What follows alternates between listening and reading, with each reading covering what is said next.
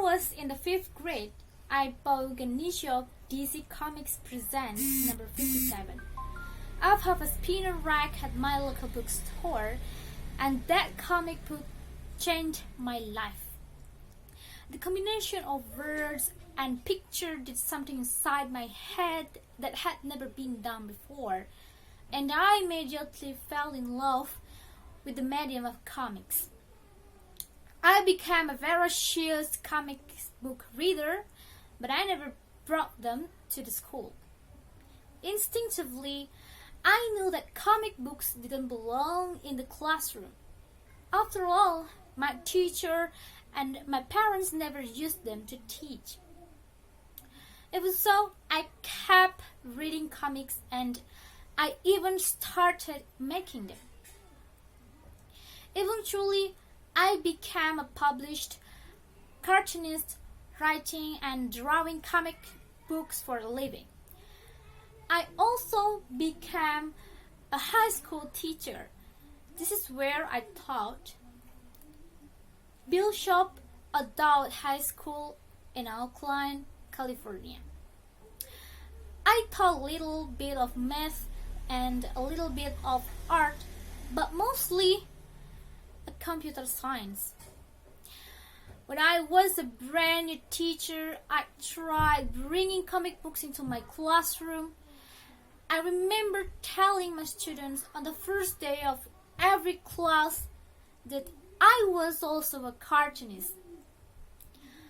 Comic books didn't have the cultural cassette that they do today. And when stuff got hard in my class, they would use comic books as a way of distracting me. They would raise their hands and ask the questions like, "Mrs. Annisa, who do you think will win in a fight? Superman or the Hulk?" I very quickly realized I had to keep my teaching and my cartooning separate. It seemed like my instincts in 5th grade were correct. Comic books didn't belong in the classroom. But again, I was wrong. A few years into my teaching career, I learned firsthand that educational potential of comics. Then I have algebra student, and that was my terrible. I mean, having a long-term sub is bad enough, but having a sub for your sub, that's the worst. So to provide some sort of consistent for my students, I begged on videotaping myself giving lectures. I'd give this video to my sub to play for my students. I tried to make this video as engaging as possible. But these video lectures were a disaster. I had students coming up to me and saying things like, "Miss Annisa, we thought you were boring in person, but on video you are just unbearable." So, as a desperate second attempt, I began drawing this lecture as comics. I do this very quickly with very little planning, draw one panel after the other, figuring out what I wanted to say as I want. These comic lectures would come out to anywhere between 4 and 6 pages long. I gave them to my sub to hand to my students, and much to my surprise, these comic lectures were a hit.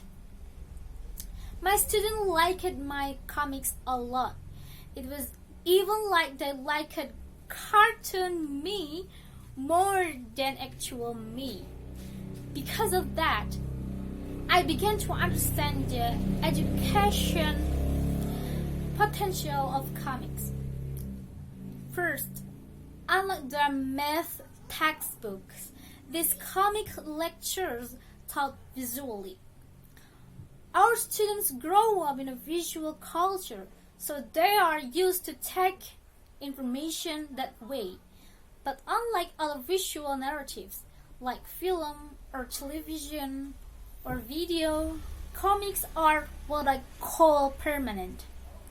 Because when my students didn't understand something in my comics lecture, they could just reread that passage as quickly or as slowly as they needed.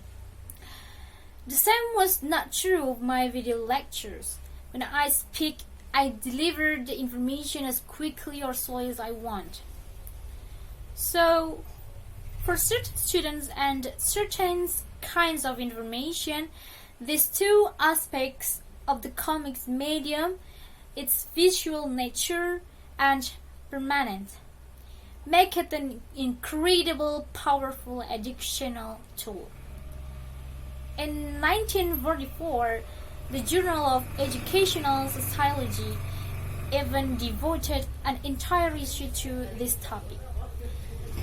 Teachers were starting to figure things out, but then along comes this guy. This is child psychologist Dr. Frederick Wetham, and in 1954 he wrote a book called Seduction of the Innocent, where he argues that comic book cause juvenile delinquency. He was wrong. Now, Dr. Wetham was actually a pretty decent guy. He spent most of his career working with juvenile delinquents, and in his work he noticed that most of his clients read comic books. What Dr. Wetham failed to realize was in the 1940s and 50s, almost every kid in America read comic books. At Bishop Adult, where I used to teach, Mr. Smith, one of my former colleagues, uses Scott McCloud's Understanding Comics because that book gives his students the language with which to discuss the relationship between words and image. So there's no good reason to keep comic books and graphic novels out of K-12 education. They teach visually. They give our students that remote control. The educational potential is there, just waiting to be tapped by creative people like you. Thank you.